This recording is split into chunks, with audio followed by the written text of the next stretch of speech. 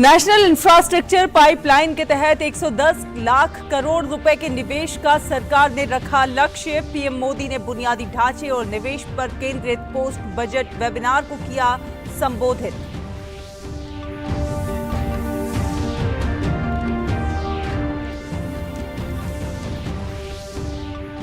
Microsoft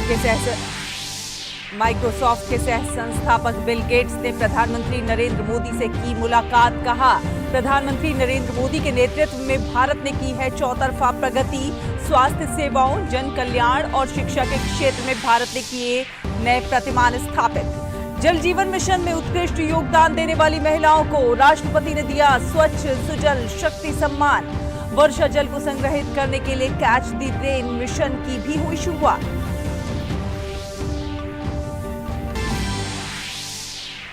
Bharat ने Covid महामारी का डटकर किया मुकाबला। रायसीना डायलॉग में बोली केंद्रीय मंत्री मीनाक्षी लेखी।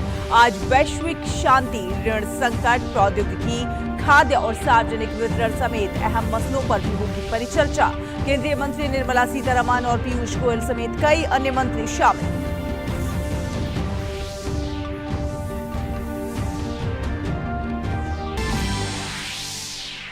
तमिलनाडु में बिहार के कामगारों से कथित मारपीट का मामला गरमाया। बिहार के आईएएस अधिकारियों की टीम आज का दौरा तमिलनाडु का दौरा करेगी। बिहार के कामगारों से मुलाकात करेगी।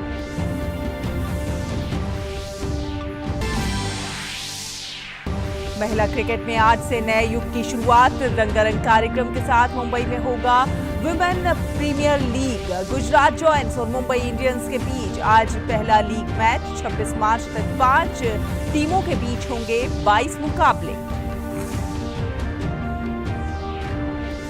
नमस्कार, डीडी न्यूज देख रहे हैं आप और आपके साथ मैं हूं शहला निगार। बुलेटिन की शुरुआत करेंगे, विस्तार से देखेंगे खबरों को। आपको बता दें कि केंद्रीय बजट में इस बार की गई घोषणाओं पर प्रधानमंत्री नरेंद्र मोदी हर रोज एक विषय पर हितधारकों के साथ संवाद कर रहे हैं। वीडियो कॉन्फ्रेंसिंग के जरिए होने वाले इस कार्यक्रम में आज का विषय था बुनियादी ढांचा और निवेश। पीएम गति शक्ति राष्ट्रीय मास्टर प्लान के साथ रसद दक्षता में सुधार। पीएम ने आज के वेबिनार में कहा कि इस वर्ष का बजट इंफ्रास्ट्रक्चर सेक्टर की ग्रोथ को नई ऊर्जा देने वाला है। पीएम ने कहा कि सरकार आने वाले समय में नेशनल इंफ्रास्ट्रक्चर पाइपलाइन के तहत 110 लाख करोड़ रुपए के निवेश करने का लक्ष्य लेकर चल रही है। प्रधानमंत्री ने यह भी कहा कि मौजूदा समय स्टेक होल्डर्स के लिए नई संभावनाओं और साहसपूर्ण निर्णय लेने का समय है। इस वर्ष का बजट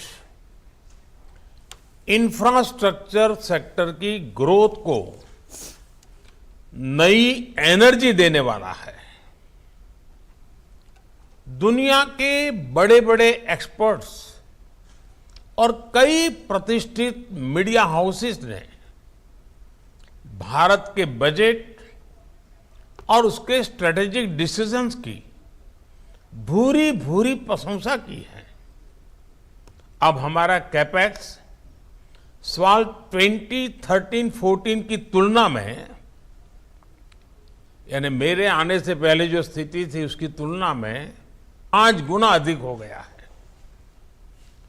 नेशनल इंफ्रास्ट्रक्चर पाइपलाइन के तहत सरकार आने वाले समय में 110 लाख करोड़ रुपए इन्वेस्ट करने का लक्ष्य लेकर चल रही है। वेबिनार में प्रधानमंत्री ने कहा कि आज नेशनल हाईवे के निर्माण, रेल लाइन का इलेक्ट्रिफिकेशन और एयरपोर्ट में संख्या में जबरदस्त तरक्की हुई है। पीएम ने यह भी कहा है कि आज नेशनल हाईवे का एवरेज एनुअल कंस्ट्रक्शन 2014 की तुलना में 2 गुना हो गया है। प्रधानमंत्री ने कहा कि एयरपोर्ट की संख्या 2014 की तुलना में 74 से बढ़कर 150 के आसपास पहुंच चुकी है। आज नेशनल हाईवे का एवरेज एनुअल कंस्ट्रक्शन 2014 से पहले की तुलना में लगभग 2 गुना हो चुका है। उसी प्रकार से 2014 से पहले हर साल 600 रूट किलोमीटर रेल लाइन का बिजलीकरण होता था, इलेक्ट्रिफिकेशन होता था। आज ये लगभग 4000 रूट किलोमीटर तक पहुंच रहा है। अगर हम एयरपोर्ट की तरफ देखें तो एयरपोर्ट की संख्या भी 2014 की तुलना में 74 से बढ़कर के 150 के आसपास पहुंच चुकी है, यानी डबल हो चुकी है। प्रधानमंत्री ने कहा कि उनकी सरकार आधुनिक इंफ्रास्ट्रक्चर पर रिकॉर्ड निवेश कर रही है। पीएम ने कहा कि इस वर्ष के बजट में 100 क्रिटिकल प्रोजेक्ट्स को प्राथमिकता दी गई है और उसके लिए 75,000 करोड़ रुपए का प्रावधान हुआ है। इस वर्ष के बजट में 100 क्रिटिकल प्रोजेक्ट्स को प्राथमिकता दी गई है और उसके लिए 75,000 करोड़ रुपए का प्रावधान किया है। क्वालिटी और मल्टी मॉडल इंफ्रास्ट्रक्चर से हमारी लॉजिस्टिक कॉस्ट आने वाले दिनों में और कम होने वाली है। इसका भारत में बने सामान पर, हमारे प्रोडक्ट्स की कॉम्पिटेंसी पर बहुत ही पॉजिटिव असर पड़ना ही पड़ना है। लॉजिस्टिक्स सेक्टर के साथ साथ ईज ऑफ लिविंग और ईज ऑफ डूइंग बिजनेस में बहुत सुधार आएगा। ऐसे में प्राइवेट सेक्टर के पार्टिसिपेशन के लिए भी संभावनाएं लगातार बढ़ रही है। मैं प्राइवेट सेक्टर को इन प्रोजेक्ट्स में पार्टिसिपेट करने के लिए आमंत्रित करता हूं। प्रधानमंत्री ने कहा कि गति शक्ति नेशनल मास्टर प्लान भारत के इंफ्रास्ट्रक्चर का, भारत के मल्टी मॉडल लॉजिस्टिक्स का कायाकल्प करने जा रहा है। यह अर्थव्यवस्था और इंफ्रास्ट्रक्चर प्लानिंग को और विकास को एकीकृत करने का बहुत बड़ा माध्यम है। गति शक्ति नेशनल मास्टर प्लान भारत के इंफ्रास्ट्रक्चर का, भारत के मल्टी मॉडल लॉजिस्टिक्स का कायाकल्प करने जा रहा है। ये इकोनॉमी और इंफ्रास्ट्रक्चर प्लानिंग को, डेवलपमेंट को एक प्रकार से इंटीग्रेट करने का एक बहुत बड़ा टूल है। पीएम ने कहा कि हमारा सोशल इंफ्रास्ट्रक्चर जितना मजबूत होगा उतने ही प्रतिभाशाली और कुशल युवा काम करने के लिए आगे आएंगे। फिजिकल इंफ्रास्ट्रक्चर की मजबूती के साथ ही देश के सोशल इंफ्रास्ट्रक्चर का भी मजबूत होना उतना ही आवश्यक है। हमारा सोशल इंफ्रास्ट्रक्चर जितना मजबूत होगा उतने ही टैलेंटेड युवा, स्किल्ड युवा काम करने के लिए आगे आ जा पाएंगे। इसलिए ही skill development, project management, finance skill, entrepreneurship, ऐसे अनेक विषयों पर भी प्राथमिकता देना, जोर देना उतना ही आवश्यक है। राष्ट्रपति द्रौपदी मुर्मू ने आज नई दिल्ली में स्वच्छ सुजल शक्ति सम्मान 2023 प्रदान किए। ये सम्मान स्वच्छ भारत मिशन के अंतर्गत ग्रामीण जल जीवन मिशन और राष्ट्रीय जल अभियान की श्रेणी में दिए गए। इस अवसर पर राष्ट्रपति ने जल शक्ति अभियान कैच द रेन 2023 अभियान की भी शुरुआत की। राष्ट्रपति ने स्वच्छ सुजल शक्ति की अभिव्यक्ति पुस्तिका का भी लोकार्पण किया। कार्यक्रम में केंद्रीय जल शक्ति मंत्री गजेंद्र सिंह शेखावत भी मौजूद रहे।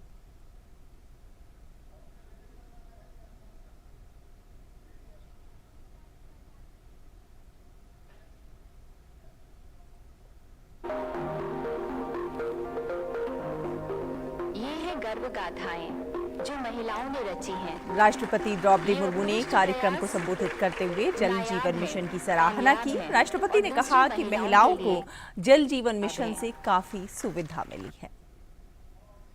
बहुत बहुत धन्यवाद।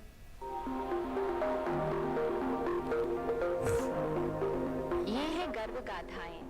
राष्ट्रपति द्रौपदी मुर्मू ने कहा कि गुजरात ने सुजलाम सुफलाम योजना से गंदे पानी की समस्या को समाप्त कर दिया है। 2 लाख गांव ODF+ घोषित हुए हैं।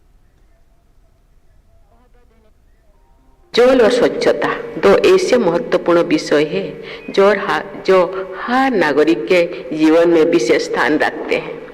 लेकिन ये मुद्दे सबसे ज़्यादा हमारी बहनों और बेटियों को प्रभावित करती है, क्योंकि प्रायः गांव में घरेलू कामकाज और पीने के लिए पानी की व्यवस्था करना महिलाओं की जिम्मेदारी होती है।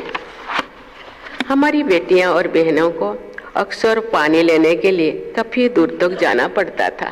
इन्हीं समस्याओं को ध्यान में रखकर भारत सरकार द्वारा स्वच्छ भारत मिशन ग्रामीण और जल जीवन मिशन के माध्यम से सभी लोगों को स्वच्छ पेयजल और स्वच्छता की सुविधाएं प्रदान करने के लिए विशेष उपाय किए जा रहे हैं। पहले तो गुजरात के सौराष्ट्र और कच्छ के क्षेत्रों में भी जल की कमी होना आम बात थी, लेकिन गुजरात सरकार ने सुजलाम सुफलाम योजना ने जल प्रबंधन का एक अनुकरणीय उदाहरण प्रस्तुत किया है। इस योजना के सफल कार्यान्वयन ने सौराष्ट्र और कच्छ में पानी की कमी का लगभग समाप्त कर दिया है। हमारा प्रयास होना चाहिए कि जल संरक्षण और इसके प्रबंधन के लिए सभी स्टेक होल्डर्स एकजुट होकर कार्य करें। हमें ये प्रयास न सिर्फ अपने लिए बल्कि हमारी आने वाली पीढ़ियों के लिए स्वस्थ और सुरक्षित जीवन के लिए करना जरूरी है। खबरें अभी और भी हैं, लेकिन वक्त एक छोटे से ब्रेक का हुआ है। जल्द हाजिर होंगे, आप देखते रहिए डीडी न्यूज़।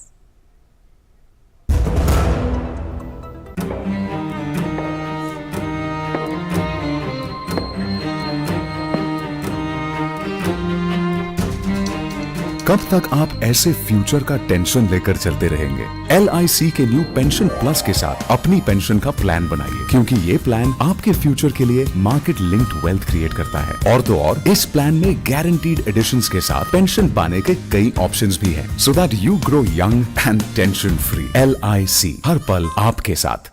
जन औषधि केंद्रों पर मिलने वाली दवाओं की कीमत बाजार में जो दवाएं मिलती हैं उसी क्वालिटी की, लेकिन जन औषधि केंद्र में 50% से 90% तक उसकी कीमत कम होती है। भारतीय जन औषधि परियोजना के अंतर्गत अब तक देश भर में हजारों जन औषधि केंद्र खोले जा चुके हैं, जहां पर 1759 से अधिक दवाइयां और 280 सर्जिकल उपकरण बहुत ही कम कीमतों पर उपलब्ध हैं। अधिक जानकारी के लिए जन औषधि सुगम मोबाइल ऐप को डाउनलोड करें या टोल फ्री नंबर पर कॉल करें। सस्ती एवं उत्तम दवाएं जन औषधि केंद्र से लाएं। ब्रेक के बाद स्वागत है आपका। आप देख रहे हैं डीडी न्यूज़ और चलिए अब कुछ अन्य खबरों का रुख कर लेते हैं। आपको बता दें कि नई दिल्ली में आज विदेश मंत्री डॉक्टर एस जयशंकर ने कनाडा की विदेश मंत्री मेलानी जोली से मुलाकात की। दोनों नेताओं के बीच G20 से जुड़े एजेंडे और वैश्विक घटनाक्रमों पर चर्चा हुई। द्विपक्षीय संबंधों में नई ऊर्जा लाने के इरादे से व्यापार, कनेक्टिविटी और दोनों देशों के आपसी हितों पर बातचीत हुई। और विदेश राज्य मंत्री मीनाक्षी लेखी ने आज रायसीना डायलॉग के light house in the Tempest सत्र को संबोधित किया। आयोजन के दौरान उन्होंने कहा कि भारत दुनिया में बेजुबानों की आवाज बना हुआ है और यूक्रेन संघर्ष और महामारी का जिक्र करते हुए उन्होंने कहा कि आज सच्चा बहुपक्षवाद गायब हो गया है। What we see around is basically the conflict, and we also see post-pandemic recovery. Now, the two situations have actually brought focus to our long existing systems. The long existing systems, were they able to handle the difficult part for which they were created? And what I find missing today in true sense is true multilateralism. प्रधानमंत्री नरेंद्र मोदी ने मन की बात कार्यक्रम के दौरान बागेश्वर के रहने वाले लोक गायक पूरन सिंह राठौर का भी जिक्र किया था। अपने गायन के जरिए उत्तराखंड के पारंपरिक गीतों को जनमानस तक पहुंचाने के लिए उन्हें उस्ताद बिस्मिल्लाह खां युवा पुरस्कार से सम्मानित किया गया है। प्रधानमंत्री से जब उन्होंने अपना जिक्र सुना तो वो काफी भावुक हो गए और गौरवान्वित भी महसूस कर रहे हैं। मेरा नाम पूरन सिंह राठौर, मैं ग्राम रीमा का रहने वाला, जनपद बागेश्वर, उत्तराखंड का रहने वाला। सभी उत्तराखंड के प्रेमियों को, संगीत प्रेमियों को, मेरे भाई बहनों को, मेरे सभी साथियों को बहुत अच्छा लगा। मन की बात में एक दूर दराज रहने वाला ऐसे दिव्यांग का जो जिक्र निकाला मोदी जी ने, उसके लिए पूरा उत्तराखंड में आज हर्ष हो रहा है, खुशी हो रही है। उसके लिए मैं मोदी जी को कोट कोट बार धन्यवाद अदा करता हूँ, प्रणाम करता हूँ। मेरा है रजुला मालूसाई, हुनक्या बोल, ऋतु रैन और अपना उत्तराखंड का कल्चर, संस्कृति, फोक म्यूजिक में मुझे उस्ताद बिस्मिल्लाह खान युवा पुरस्कार का अवार्ड मिला। और माइक्रोसॉफ्ट के सह संस्थापक बिल गेट्स कई दिनों के दौरे पर, भारत के दौरे पर हैं। बिल गेट्स ने भारत सरकार के विकास कार्यों की जमकर प्रशंसा की है। बिल गेट्स ने अपने ब्लॉग में भारत के किन किन क्षेत्रों को सराहा है, आइए आपको दिखाते हैं इस रिपोर्ट में। माइक्रोसॉफ्ट के सह संस्थापक बिल गेट्स कई दिनों से भारत के दौरे पर हैं। बिल गेट्स ने नई दिल्ली में शुक्रवार को प्रधानमंत्री नरेंद्र मोदी से मुलाकात की। बिल गेट्स ने अपनी भारत यात्रा के दौरान सरकार के द्वारा किए जा रहे विकास कार्यों की जमकर प्रशंसा की है। बिल गेट्स ने अपने ब्लॉग में भारत के कोविड-19 प्रबंधन, टीकाकरण अभियान, आयुष्मान भारत डिजिटल मिशन जैसे अभियान की सराहना की। बिल गेट्स ने अपने ब्लॉग में लिखा कि ऐसे समय में जब दुनिया के सामने बहुत सी चुनौतियां हैं, भारत जैसी गतिशील और रचनात्मक जगह की यात्रा करना प्रेरणादायक है। बिल गेट्स ने लिखा कि भारत के पास बड़ी मात्रा में सुरक्षित, प्रभावी और सस्ते टीकों के निर्माण की अद्भुत क्षमता है। भारत में बने टीकों ने दुनिया भर में लाखों लोगों की जान बचाई और दुनिया भर में अन्य बीमारियों को रोका है। भारत के सार्वजनिक स्वास्थ्य प्रणाली ने कोविड टीकों की 2.2 बिलियन से अधिक खुराकें वितरित की है। बिल गेट्स ने आगे लिखा है कि कोरोना महामारी के दौरान भारत में 20 करोड़ महिलाओं समेत 30 करोड़ लोगों के खाते में डिजिटल पेमेंट के जरिए धन मुहैया कराया गया।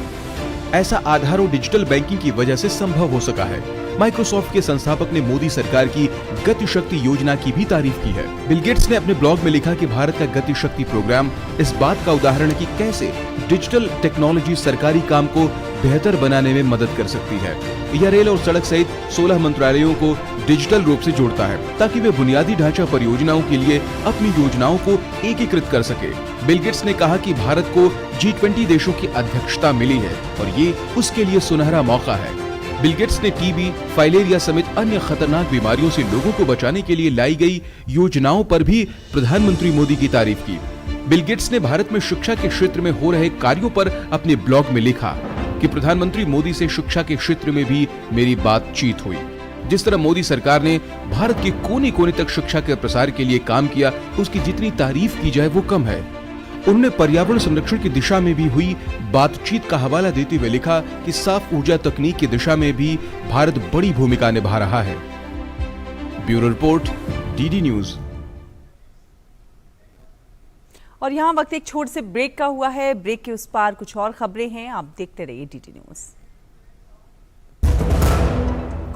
कल आज और कल में देश के हर पल में, कल आज और कल में देश के हर पल में, कभी परछाई बनके, कभी विश्वास बनके, दिल में साहस का एहसास बनके, उम्मीदों को सच्चाई के रंग से सजाते हैं, मुश्किलें कोई हरदम साथ निभाते हैं। कल आज और कल में रहते हैं, देश के हर पल में रहते हैं, कल आज और कल में रहते हैं, देश के 1956 से आज तक LIC हर पल आपके साथ। जन औषधि केंद्रों पर मिलने वाली दवाओं की कीमत बाजार में जो दवाएं मिलती हैं उसी क्वालिटी की, लेकिन जन औषधि केंद्र में 50% से 90% तक उसकी कीमत कम होती।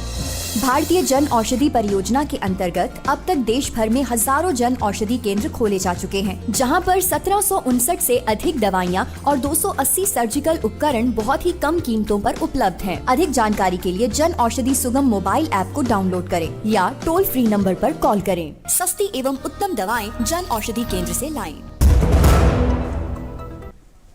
ब्रेक के बाद स्वागत है आपका और अब अन्य खबरों का रुख करेंगे। आपको बता दें कि तमिलनाडु में बिहार के मजदूरों पर हुए कथित हमले को लेकर सियासी हंगामा होने लगा है। एक तरफ जहां तमिलनाडु के श्रम कल्याण और कौशल विकास मंत्री सीवी गणेशन ने इस तरह की घटनाओं को झूठा बताया है, तो वहीं बिहार सरकार ने सच और झूठ की पड़ताल के लिए 4 सदस्यों के वरिष्ठ अधिकारियों की एक टीम तमिलनाडु भेज दी है। टीम का नेतृत्व ग्रामीण विकास के सचिव बाला मुरुगन कर रहे हैं। ये टीम अपनी रिपोर्ट मुख्यमंत्री नीतीश कुमार को देगी। इन सबके बीच विपक्ष ने बिहार सरकार पर हमला बोल दिया है। नेता प्रतिपक्ष विजय कुमार सिन्हा के नेतृत्व में एक प्रतिनिधिमंडल मुख्यमंत्री से मिला। उन्हें तमिलनाडु में बिहारी मजदूरों की पिटाई, हत्या और उन पर हो रहे अत्याचार को बंद करने के संबंध में ज्ञापन दिया गया। भाजपा नेता सम्राट चौधरी ने बिहार के लोगों पर हो रहे हमले के लिए मुख्यमंत्री नीतीश कुमार को जिम्मेदार ठहराया है। माननीय मुख्यमंत्री जी को हमने कहा है कि बिहार का जो भी हमारे बच्चे हैं वो अपने को भयभीत महसूस कर रहे हैं, उसको स्वसम्मान रहने का और सुरक्षित आने की इच्छा है, तो आने की व्यवस्था में आपके पदाधिकारी वहाँ के पदाधिकारी के साथ बैठकर इसको संज्ञान में लेकर बातचीत करें, उन्होंने आश्वासन दिया है। और मथुरा में 5 दिन तक चलने वाली होली की शुरुआत हो चुकी है। वृंदावन के बांके बिहारी मंदिर में होली का खुमार लोगों के सर चढ़कर बोल रहा है। यहाँ पर रंग बिरंगे फूलों से खूब जमकर होली खेली गई। बांके बिहारी की फूलों वाली होली का काफ़ी महत्व होता है। जिस दिन फूलों वाली होली खेली जाती है उस दिन ठाकुर जी को सफ़ेद वस्त्र धारण कराए जाते हैं और उनका विशेष श्रृंगार किया जाता है। इस दौरान भक्तों का जमावड़ा देखने लायक होता है। मंदिर में ऐसी कोई जगह नहीं होती जहां फूलों की पंखुड़ियां दिखाई ना दें। यहां फूलों से होली खेलने के बाद अबीर और गुलाल की बारी आती है।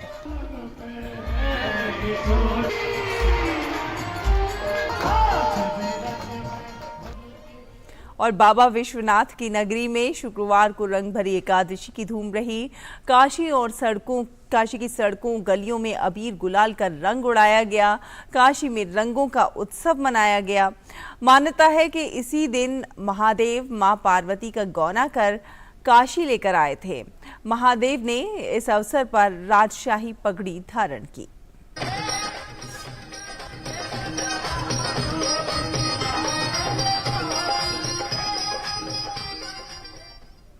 राम की नगरी अयोध्या में आज नागा साधुओं ने रंग भरी एकादशी के अवसर पर परंपरागत ढंग से होली खेली और इसी के साथ अवध क्षेत्र में होली का त्योहार शुरू हो गया है। अयोध्या के प्रसिद्ध हनुमानगढ़ी से मंदिर का ऐतिहासिक निशान लेकर नागा साधुओं ने नाचते गाते एक दूसरे को रंग लगाया। होली के रंग में रंगा समूचा माहौल प्रेम, एकता और सौहार्द का संदेश दे रहा था। और मार्च का महीना आने के साथ ही हर तरफ होली के त्यौहार की चर्चा होने लगती है। ये रंगों और खुशियों का एक खास त्यौहार है। होली को बस अब कुछ ही दिन बाकी बचे हैं और ऐसे में लोग अपने अपने घर में इसकी तैयारियां करने में जुट गए हैं। होली में रंगों का विशेष महत्व होता है। महाराष्ट्र के ठाणे में फूलों और फलों से रंग बनाए जा रहे हैं। और आपको बता दें कि जम्मू कश्मीर के पुंछ जिले में सुरक्षा बलों ने नार्को टेरर मॉड्यूल का भंडाफोड़ किया है। नशा तस्कर रफ़ी धाना उर्फ रफ़ी लाला के घर से 7 किलो हेरोइन, करीब 2 करोड़ रुपए नकद, एक पिस्टल के साथ मैगजीन और 10 कारतूस बरामद किए गए हैं। जम्मू की पुलिस के मुताबिक कुख्यात तस्कर के घर छापेमारी के दौरान भारी मात्रा में नशीला पदार्थ, नकदी और गोला बारूद के साथ खेप बरामद की गई है। रफ़ी धाना पिछले 6 माह से जेल में बंद है और इसी 24 फरवरी को पुलिस ने उस पर PSA की कार्रवाई की थी। उधर लुधियाना में स्पेशल टास्क फोर्स ने एक नशा तस्कर को गिरफ्तार किया है। एसटीएफ की टीम ने आरोपी से 1 किलो 900 ग्राम हेरोइन बरामद की है। आरोपी ट्रांसपोर्ट नगर में टैक्सी चलाने का काम करता है। टैक्सी चलाने की आड़ में ही लोगों को वो हेरोइन सप्लाई करता था। और सोने के आभूषण खरीदने बेचने वाले लोगों के लिए बड़ी खबर है। सरकार ने कहा है कि इस महीने की 31 तारीख के बाद कहीं भी 4 अंकों वाली हॉलमार्किंग की गोल्ड ज्वेलरी नहीं बिक सकेगी। उपभोक्ताओं के बीच 4 डिजिट और 6 डिजिट की हॉलमार्किंग पर कंफ्यूजन दूर करने के लिए ये अहम फैसला लिया गया है। नए नियमों के तहत 1 अप्रैल से सिर्फ और सिर्फ 6 डिजिट वाले अल्फा न्यूमेरिक हॉलमार्किंग ही मान्य होंगे। इसके बिना सोना और सोने के आभूषण नहीं बेचे जा सकेंगे। 31 मार्च 2023 के बाद जो 4 डिजिट का HUID हॉलमार्क के रूप में यूज़ हो रहा था ज्वेलरी में, अब उसको बिक्री नहीं किया जा सकेगा और जो 6 डिजिट का अल्फा न्यूमेरिक नंबर है उसके साथ हॉलमार्क ज्वेलरी बेची जा सकेगी। और केंद्रीय युवा कार्यक्रम और खेल मंत्री अनुराग सिंह ठाकुर आज पंजाब के रोपड़ से युवा उत्सव इंडिया एट 2047 का उन्होंने शुभारंभ किया। इस अवसर पर अनुराग सिंह ठाकुर ने युवा उत्सव के डैशबोर्ड का भी शुभारंभ किया। अनुराग सिंह ठाकुर ने अपने संबोधन में कहा कि अमृत काल से स्वर्णिम काल में ले जाने के लिए युवा शक्ति का महत्व काफी बढ़ जाता है। आजादी का अमृत महोत्सव 75वीं वर्षगांठ, एक संकल्प लेने का समय आया है कि इस अमृत काल से स्वर्णिम काल की ओर ले जाने के लिए अगर सबसे बड़ा योगदान देश में किसी का हो सकता है तो भारत के युवाओं का हो सकता है। इसलिए युवोत्सव की शुरुआत की गई। और जब मैं भारत के युवाओं की बात करता हूं तो ये कोई छोटी मोटी संख्या नहीं है। आज 140 करोड़ भारतीयों में 100 करोड़ 35 वर्ष की आयु से कम है, जो दुनिया भर में सबसे बड़ी युवा आबादी कहीं पर है तो हमारे भारत के अंदर। और अब खबर खेल की है। भारत और ऑस्ट्रेलिया के बीच इंदौर में खेले गए तीसरे टेस्ट के बाद होलकर स्टेडियम की पिच विवादों में आ गई है। अंतर्राष्ट्रीय क्रिकेट काउंसिल ने इंदौर के होलकर स्टेडियम को खराब पिच की श्रेणी में डाल दिया है। इस स्टेडियम पर अब अंतर्राष्ट्रीय मैचों की मेजबानी से निलंबित होने का खतरा भी मंडराने लगा है। आईसीसी ने होलकर स्टेडियम को 3 डिमेरिट पॉइंट्स दिए हैं। काउंसिल ने ये फैसला मैच रेफरी क्रिस ब्रॉड की पिच को लेकर रिपोर्ट जमा कराने और भारतीय कप्तान रोहित शर्मा, ऑस्ट्रेलियाई कप्तान स्टीव स्मिथ से बात करने के बाद लिया है। इसके खिलाफ अपील करने के लिए बीसीसीआई को 14 दिनों का समय मिला है। इसी के साथ इस बुलेटिन में फिलहाल इतना ही, लेकिन डीटी न्यूज पर खबरों का सिलसिला लगातार जारी है। आप देखते रहिए डीटी न्यूज। नमस्कार।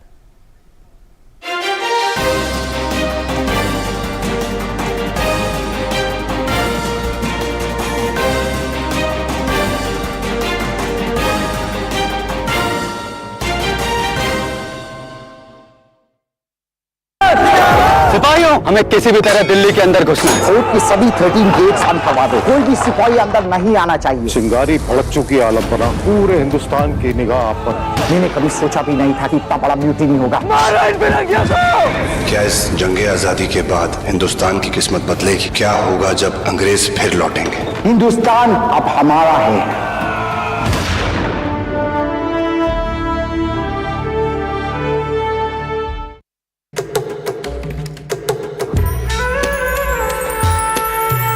भारत का जनजातीय समुदाय एक साथ जुड़ता है तो हमें दिखता है एक भारत श्रेष्ठ भारत। आदिवासी समाज को लेकर आज देश जिस गौरव के साथ आगे बढ़ रहा है वैसा पहले कभी नहीं हुआ। जब से हम ट्राइब्स इंडिया से जुड़े हैं तो हमें हर स्टेट में लद्दाख के हर आर्टिजन्स को हर स्टेट में जाने का मौका मिला सर। ये अनंत विविधताएं एक भारत श्रेष्ठ भारत के सूत्र में पिरोती हैं, तब भारत का भव्य स्वरूप दुनिया के सामने आता है। प्रधानमंत्री जी हमेशा कहते हैं और आज देशवासी उस बात को दोहरा रहे हैं, एक भारत श्रेष्ठ भारत।